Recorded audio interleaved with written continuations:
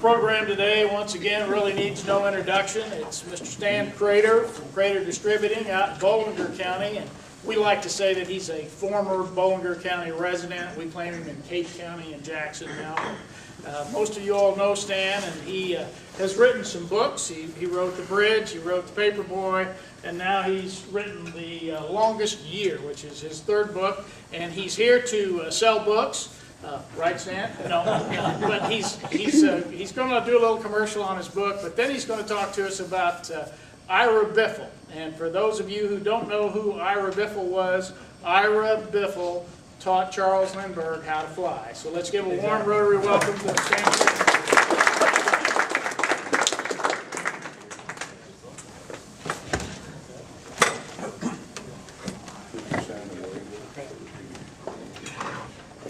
How's that? Is it working? No. Okay, it should be on. Okay. Let me turn the volume up. You go ahead. I'll just get you where. Okay. Hey, Steve, would you pass these out? Sure. Thanks.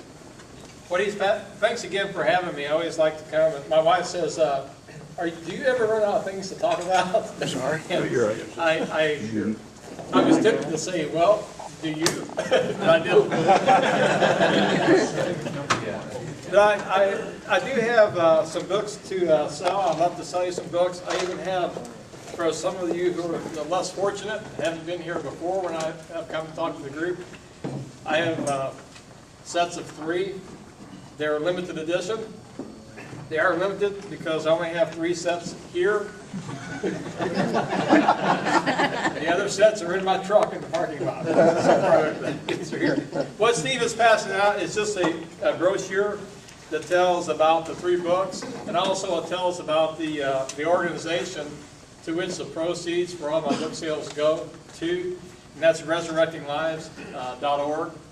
That's an organization that's fairly new. It's a little bit of a subset of Wounded Warriors, but it's made up of a group of doctors out of Ohio, and their mission is to focus specifically on veterans with traumatic brain injury.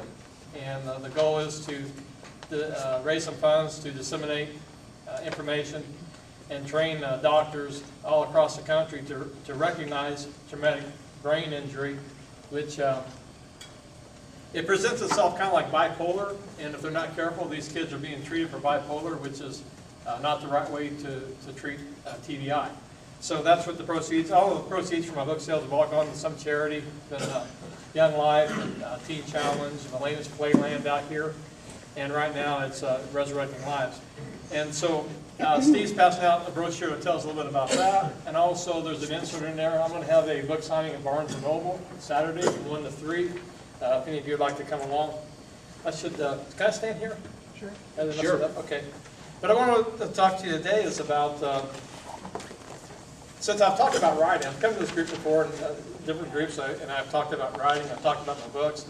No one wants to hear about that anymore, so I had to come up with something a little more clever to come and speak to you about, so that I would have an excuse to come here and actually sell some books. But so the motivation to coming up with this little deal is to be able to get invited back, and I do appreciate that.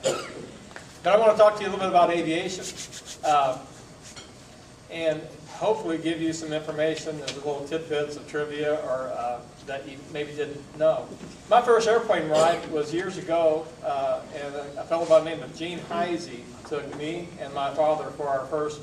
Both of us took our first airplane ride together. How many of you know Gene? Okay. What you may not have known, how many of you seen the poster in the post offices, and they're kind of all over now, where it says, Uncle Sam wants you, and it's to try to get you? Okay, Gene's wife, Dorothy, designed that poster. She won a national award back in the 40s when that poster, there was a contest. She won the award. And she has a little cameo role in my latest book when talking about aviation. But I know a lot of people knew Gene, knew Gene that flew, but a lot of people didn't know Dorothy, or Dot, his wife, that actually designed that poster and won that award back in the 40s. So I hope that's something new for you. My dad subsequently got his flying lessons after that. I started flying left seat when I was about 14. The other thing, just to mention, is also aviation's twisted nature. I don't know if you know this, but in Oklahoma City they have 2 airports, 2 big airports. One of them is a Will Rogers Airport, The other one is a Wiley Post Airport, which is really weird because both of those guys died in plane crashes. But they have airports named after them. So I guess you got to die in an airplane crash to get an airport named after you, maybe. Anyway, I have a, so we're always a little squeezed for time at the Rotary presentations. I have a really good quick story on Ed Schaefer. How many of you know Ed Schaefer, kind of a legend down at the airport? He's a flight instructor, and he soloed me, my first solo. But the way it happened was this way. I learned how to fly out in Bolivar County where hors d'oeuvres is fried bologna, by the way. We couldn't afford the cornmeal for the hot dogs, so we had to fly fried bologna. That's hors d'oeuvres for us. And the heavy hors d'oeuvres are really thick slices of bologna. So I learned how to fly out in Bolivar County. We had a little side strip. And it was back when it was less expensive to learn how to fly, and a lot of us were learning how to fly. But what was interesting, the little strip had a creek on one end and trees on the other. Now for us to learn how to fly, we didn't think anything about it. We thought everybody learned how to fly in and out of a short strip with trees on one end and creek on the other. But what I noticed when I started taking lessons, that the instructors would come over, and they'd last about 3 lessons, and they'd never come back. And so I'd been flying a little bit anyway with my dad. In fact, I'd flown a lot. I've been flying about 3 years. Before I started taking lessons. So Ed comes out, and we did a couple, we did 2 trips around the pattern, and we land. He said, let me out, I need to take a leak. And you know, Ed, that ain't exactly the way he said it. He said, I need to take a leak. I said, okay. So he jumps out of the airplane, and he says, go ahead and take it around. I go, well, I guess that's how they do it. That way you don't get nervous. So I pushed the throttle in and went around and came in and did a touch and go and came around and did a touch and go. And next time around, he's out in the middle of the runway going like that. And I stopped. He says, what are you doing? I go, well, don't you have to make 3 touch and goes to make it official? He said, make what official? I said, your first solo. What do you mean first solo? What do you think? He said, let me see your logbook. He said, we can't tell anybody about this. So we taxied up to the hangar, and he gave me a little ground school, and he was just sweating and carrying on. And he filled out my logbook, and I didn't tell anyone for 20 years. And then after about 20 years, I went to him and I said, I got to tell that story. It's just too good. But I didn't come here to talk to you about Ed Schaefer. I came to talk to you about a guy whose roots go back to Germany and what is Bavaria now. His family actually moved to the North Carolina area during the 18th century. And during the middle of the 19th century, around 1850, 1860, his family moved from North Carolina to the Patton area. And it's Ira Biffle. Ira was born in an area between Patton and Mark 1. If you're familiar with Highway A that runs from Highway 51 over to Mark 1, about halfway through there's a little restaurant called the Rendezvous. And he was born and raised at a little house near there. Ira was born in 1886. Now I claim he's from Marble Hill, and when I leave the area, I say he was from Marble Hill, and the reason I do that is because Marble Hill is the only place in Bolivar County actually has an airport. And when I'm talking to people who aren't familiar with the story, they don't know any better, so they believe me. And that works. That's true. Well, it's Marble Hill. Compared to St. Louis, it's Marble Hill, so there we go. 1886, that's when Ira Biffle was born. And what happened in 1886? It was the first Tournament of Roses parade. Carl Benz patents the first automobile with a gasoline engine. And you've all heard of the Daimler-Benz. What you may not know is that Daimler and Benz never actually met. One of them had already died before the two companies came together. And the Mercedes, the name Mercedes-Benz, Mercedes came about when an Austrian decided he wanted to buy 10 Daimler-Benz, but he wanted the cars named after his daughter, whose name was Mercedes. And that's how the name Mercedes came about. Has nothing to do with Ira Biffle. I thought I'd mention that. The other thing that occurred there was the process to make aluminum was developed, which is kind of important because in flying, aluminum is a critical material for the advancement of aviation. It's just coincidental, but Ira Biffle was born the same year that the process of making aluminum was made. He had 6 brothers and sisters, and they were all born between 1884 and 1899. The records aren't real clear. By 1900, Ira's father leaves and goes west, ends up in Colorado State. We know that he was in Colorado State teaching astronomy. Now, how a guy got from near Markland, Missouri, to Colorado Springs, Fort Collins, and started teaching astronomy, I don't know. But you know, you can Google it. Google knows everything. And he was there. So the kids, and then about a year later, his mother died. So the kids got split up, and they were raised by different family members, and they didn't really stay in touch as much as you can now, because back then they didn't have text, didn't have cell phones, didn't have telephones at all. And so it wasn't unusual for a family to get split up like that and not be able to stay too much in touch. Ira left the area sometime after the turn of the century. Not sure where exactly he went along the way, but around 1910, the records show that he was in the Army serving in the Philippines. So somehow, between 1905 and 1910, he made his way into the Army, and the records indicate that he was in the Philippines. Fast forward to 1914, and talk about a few events that occurred there. The first out-of-sight of land flight occurred between Scotland and Norway, 1914. And that's when World War I broke out, and that's an interesting current chain of events that happened with regards to how World War I broke out. One thing you might remember about World War I, that's when a legendary Christmas truce occurred, where the Brits and the Germans laid down their arms Christmas Eve, sang Christmas carols together, then the next day resumed shooting each other. So it's kind of a weird deal.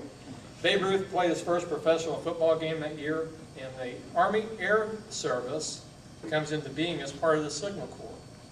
What is now the Air Force actually began as part of the Signal Corps. They would fly the airplanes up, and the Signal Corps would signal to the troops below what was happening ahead of them. So technically, the Aeronautical Division was created in 1987 because we're using balloons. They began using airplanes in the Signal Corps in that year. So there's war, there's aluminum, and there's the birth of what is now the Air Force. Ira spent World War I, easy for me to say, in San Diego as an instructor, and he's credited with teaching, soloing more students than any other instructor at that time during World War I. Now the Army turned over, at that time the Army started flying mail. It was a little bit of a test venture, but they turned over flying the mail to the U.S. Postal Department. When Ira got out of the service, he began flying mail for the U.S. Postal Department. And he eventually made his way to Lincoln, Nebraska, where he was flying mail. So, let me back up here. 1919, Biffle made a historic flight by flying the mail from Chicago to Cleveland, 600 pounds of mail, and there was a plane that had left just in front of him, flying through some bad weather with 600 pounds of mail. They divided up 600 pounds each. The plane in front of him flew into some bad weather and crashed. Mail burned up, the pilot died. Ira just took off again. He just took off right behind the same guy, flew through the same weather, but he made it.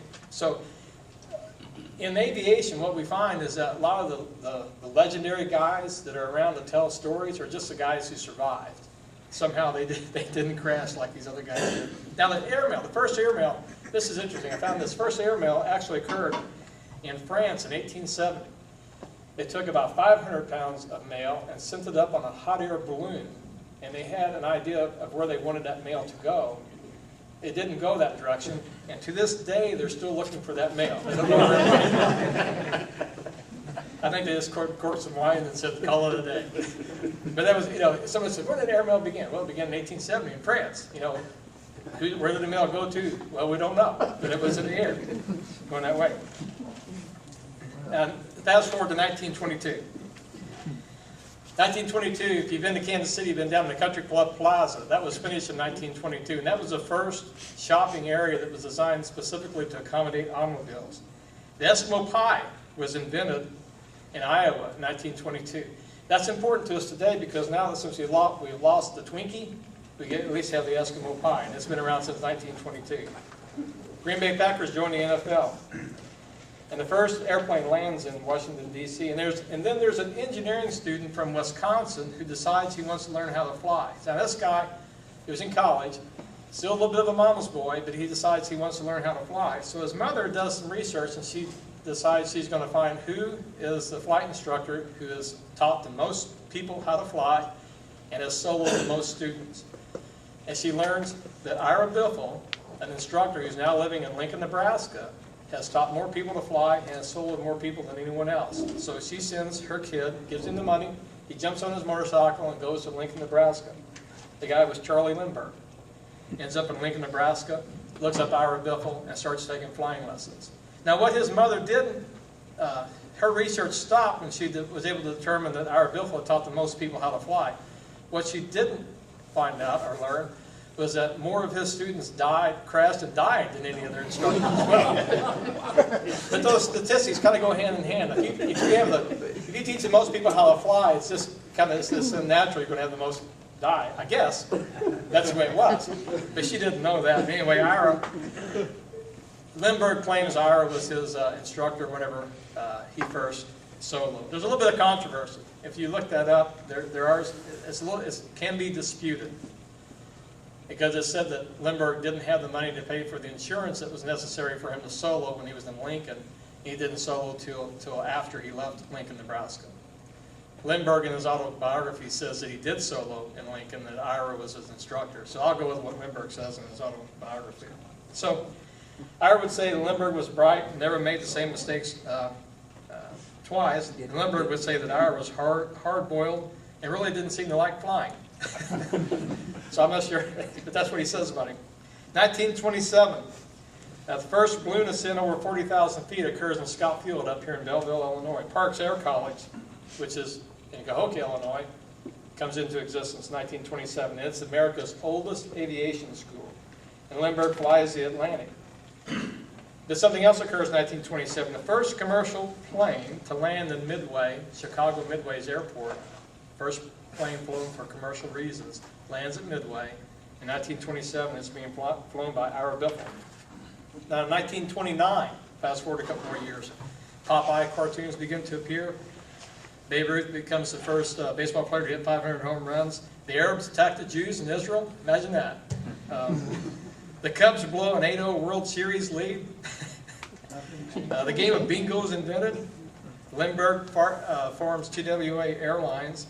And the first corporate pilot is hired. The first airplane to be purchased for use in a corporate environment was purchased by Charles Walgreen in Chicago.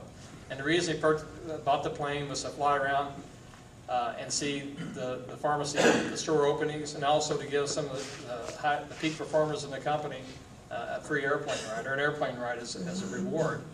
But before that, anyone who bought an airplane flew it themselves. It was unusual. It hadn't been done where a corporation would buy an airplane and then hire a pilot.